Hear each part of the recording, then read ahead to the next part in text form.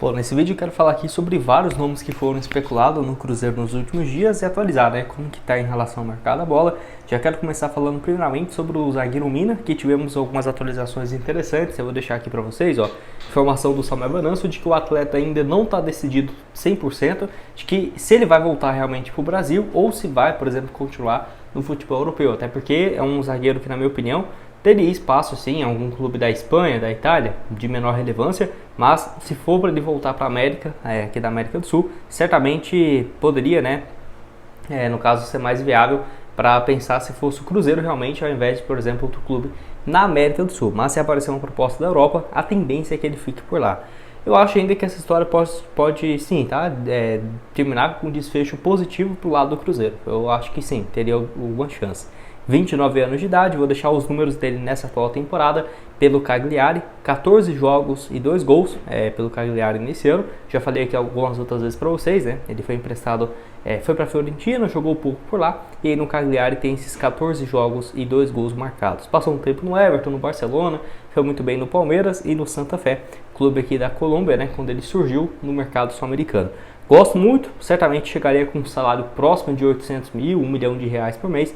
Acho que é um zagueiro que seria titular. A grande questão agora é ao lado do Zé Ivaldo ou do João Marcelo. Enfim, mas certamente ele varia muito o padrão da zaga para o Cruzeiro.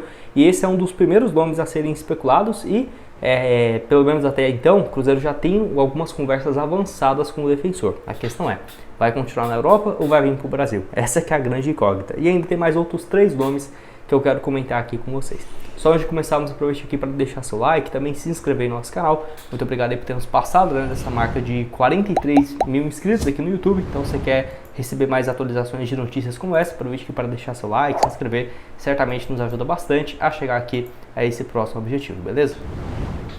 Bom, então, quero falar aqui sobre outro nome, que é no caso do Caio Jorge. Eu vou deixar essa informação aqui, ó, valeu demais ao Emerson Pansieri, que trouxe essa informação, também lá da Rádio Tatiaia, que o Cruzeiro monitora o atacante de 22 anos, que no caso pertence ainda à Juventus, tem contrato bem longo, e um avanço nas negociações dependerá das condições impostas, né, pelo clube italiano para liberar o atleta. Então, não se sabe ainda, por exemplo, se a Juventus teria um interesse em um empréstimo, até porque os clubes no geral da Europa, eles veem, né, essa volta do jogador para o Brasil com maus olhos, porque ele foi emprestado para vários clubes, se eu não estiver enganado, 2, né, no futebol italiano, não conseguiu, o Frosinone, né, nessa temporada, não conseguiu ir bem na Juventus, nem por lá, e aí ele volta para o Brasil. A tendência dele ser recomprado por um clube da Europa ou voltar para a Juventus e jogar é muito menor, né, do que se ele fosse emprestado para uma equipe da própria Itália e fosse bem. Então, esse regresso para o Brasil, os clubes do futebol europeu não veem com bons olhos, tá? Muito pelo contrário.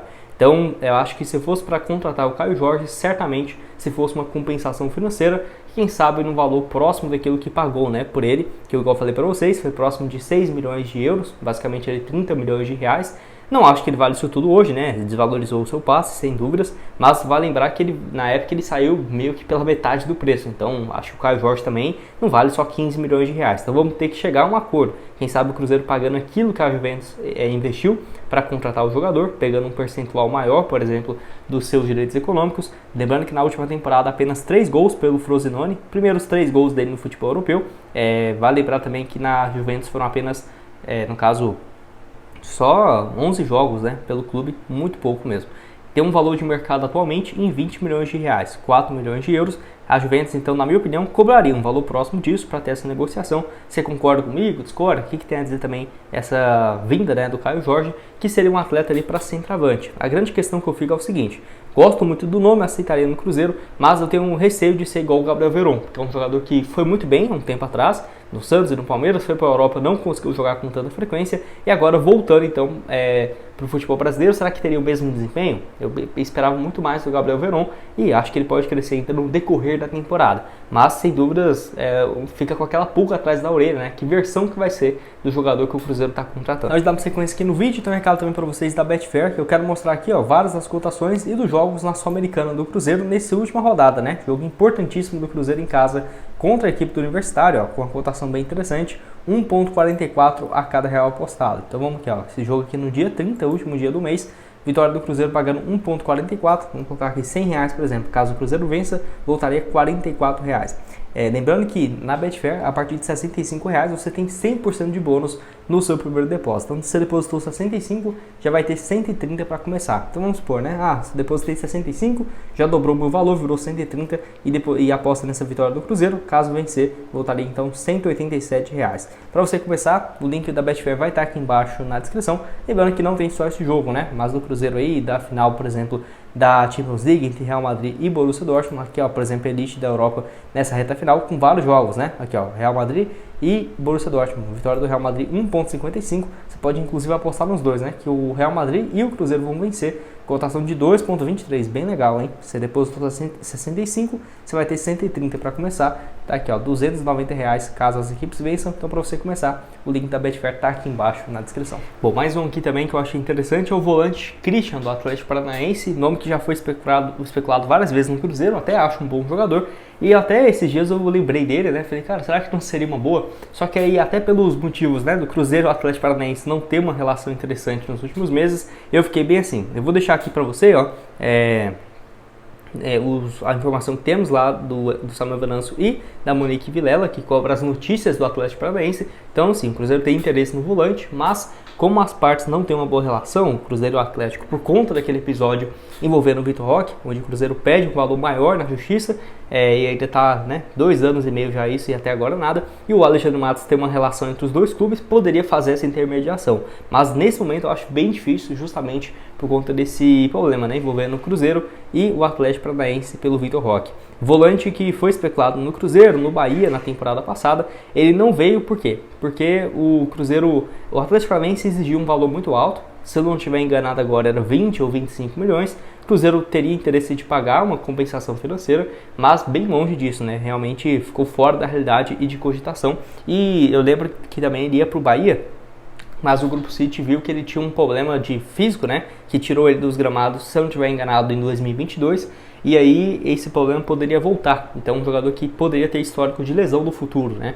e aí acabou que o Grupo City não quis fazer esse investimento. Mas, assim, muito pelo contrário, um jogador que tem jogado com frequência e tudo mais, pode ser que lá para os 27, 28 anos ele não consiga jogar com tanta frequência, pode, mas não é certeza, e acabou que o Grupo City não quis se arriscar. E vale lembrar que o Christian voltou a ser titular e com uma ótima fase no Atlético Paranaense. Os números dele do ano passado até aqui foram então 60 jogos, 8 gols e 5 assistências, muito bom jogador, meia central, tem só 23 anos de idade, gosto muito dele também, acho que mesmo só com 23 anos já jogou desde 2020, né, sempre como titular, gosto muito, mas eu acho bem menos provável até do que o Caio Jorge e do Mina, justamente por conta dessa questão, né, da relação muito ruim entre Cruzeiro e Atlético Paranaense, e não vejo um cenário nos próximos meses de se resolver, né, esse caso envolvendo o Vitor Roque. Você concorda comigo? Discorda? Deixa aqui a sua opinião nos comentários.